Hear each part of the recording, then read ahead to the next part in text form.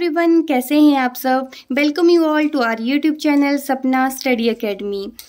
आज हम पढ़ेंगे एनसीईआरटी साइंस क्लास 8 का chapter number 4 combustion and flame, दहन और ज्वाला। तो चलिए स्टार्ट करते हैं। इसमें हम सबसे पहले पढ़ेंगे कि कंबस्शन कहते किसे हैं।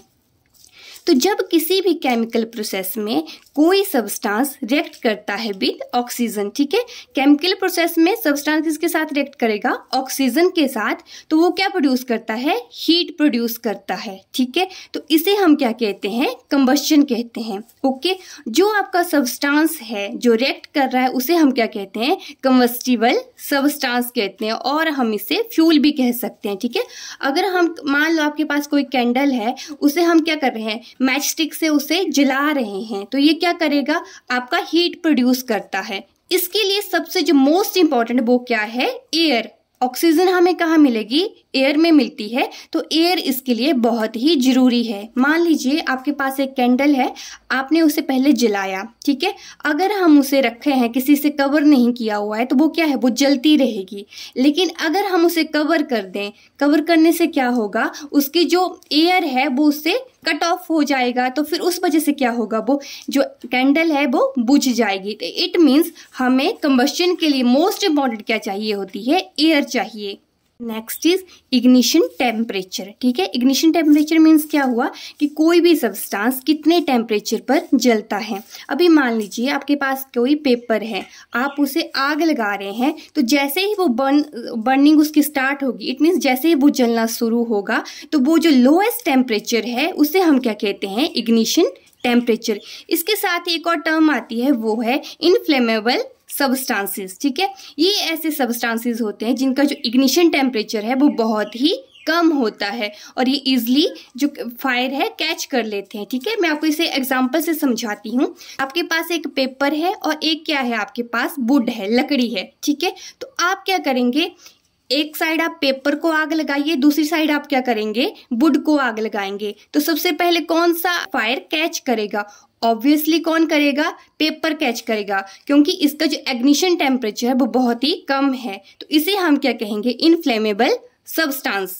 नेक्स्ट हम पढ़ेंगे कि कौन कौन से कंबस्शन के स्पोर्टर हैं। तो सबसे पहले तो एज यू नो एयर क्या है, इसके लिए मोस्ट इंपॉर्टेंट है, ठीक है। एयर क्या हो गया, इसका स्पोर्टर हो गया। साथ में जो साइज होता है, ठीक है, वो भी इसे स्पोर्ट करता है। जैसे कंबस्टिबल सब्सटेंस है, उसका नेचर कैसा है, इट मीन्स वो कितनी जल्दी जलता है, या फिर उसका इग्निशन टेम्परेचर कितना है।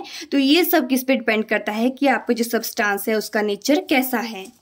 अभी हम पढ़ेंगे कि फायर को हम कैसे कंट्रोल कर सकते हैं।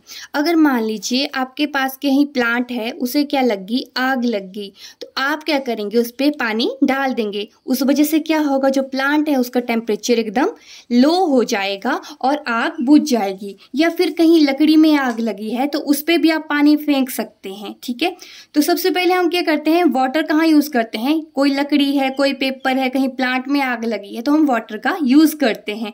तो वाटर क्या करता है, जो टेम्परेचर है जो बर्न हो रहा है उसे क्या कर देता है, एकदम लो कर देता है।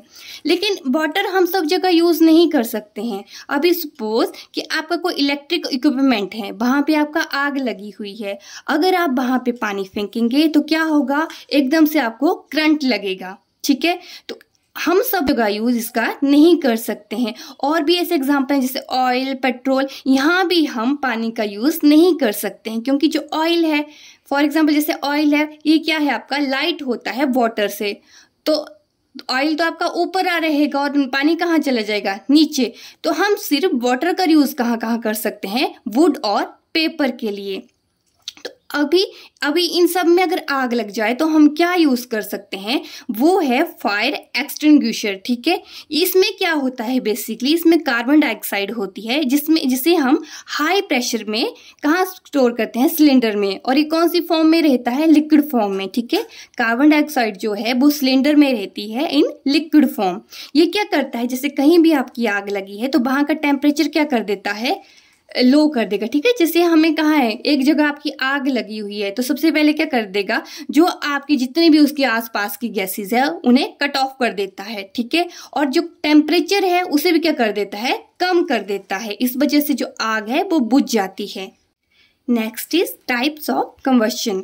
सबसे पहले है रैपिड कंबशन। इसके टोटल 3 टाइप्स हैं, rapid combustion, spontaneous combustion and third is explosion. ठीक है, तो फर्स्ट हम पढ़ेंगे रैपिड कंबशन। ये ऐसा कंबशन होता है जिसमें जो सब्सटेंस है इजिली फायर प्रोड्यूस कर देता है, इजिली बर्न हो जाता है। ठीक है, जैसे बर्न होगा तो क्या प्रोड्यूस कर देता है, हीट प्रोड्यूस करता है, लाइट प्रोड्यूस करता है। लेकिन अभी जैसे हमने कैंडल को ही जलाना है तो अपने आप तो नहीं जलेगी, हमें क्या करना पड़ेगा, पहले मैच स्टिक यूज करनी पड़ेगी, तो इसे एक्सटर्नल हीट की नीड होती है। Second type is spontaneous combustion. ये बहुत ही डेंजरस कंबशन होते हैं। तो इसमें क्या होता है, अचानक से जो मटेरियल है वो वर्स्ट हो जाते हैं इनटू फ्लेम्स। इट मीन्स कि इसमें अचानक से आग लग जाती है और ये मेनली होता है जैसे केमिकल्स, उनमें ये कंबशन देखने को मिलता है।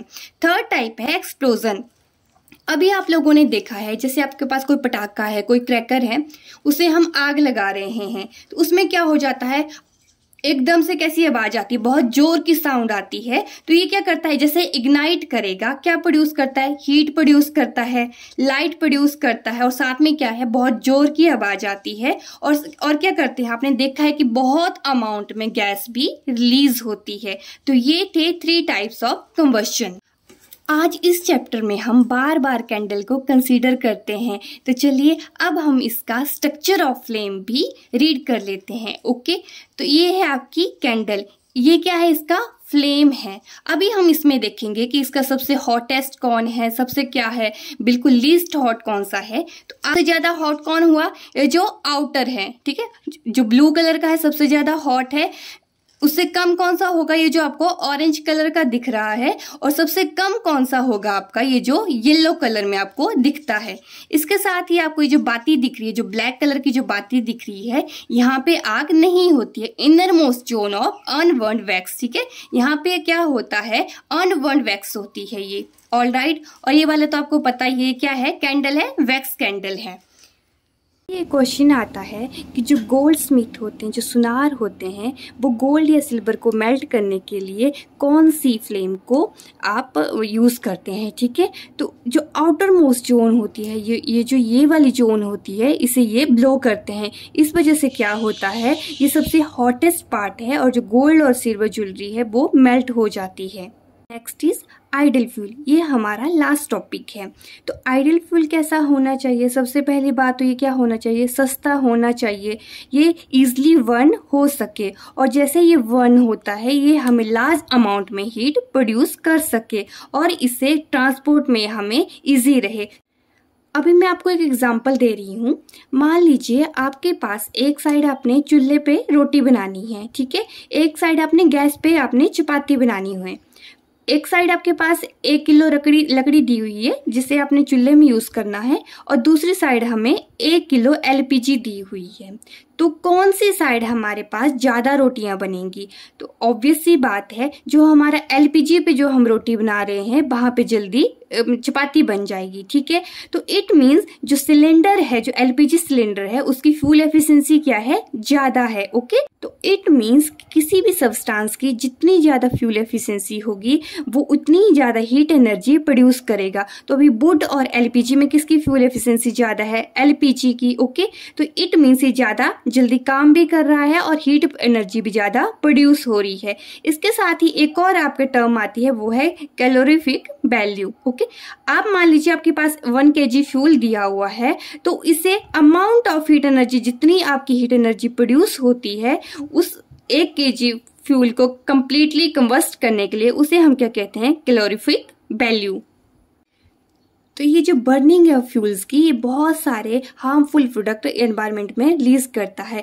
जैसे ये इतने ज़्यादा फ्यूल्स जब हम लोग जलाते हैं तो उस वजह से क्या होता है, जो हमारे रेस्पिरेटरी डिजीज़ हैं वो इंक्रीज होती जाती हैं। रेस्पिरेटरी डिजीज़ मतलब जैसे अस्थमा वगैरह हो गया, तो एयर पोल्यूशन की वजह से हमें इन तरह की रेस्पिरेटरी डिजीज़ का सामना करना पड़ता है। इसके साथ ही जब ये जो फ्यूल्स हैं कंप्लीटली बर्न नहीं होते हैं तो ये कौन सी गैस रिलीज करते हैं, कार्बन मोनोऑक्साइड। उस वजह वजह से भी आदमी की यहाँ तक कि डेथ भी हो सकती है।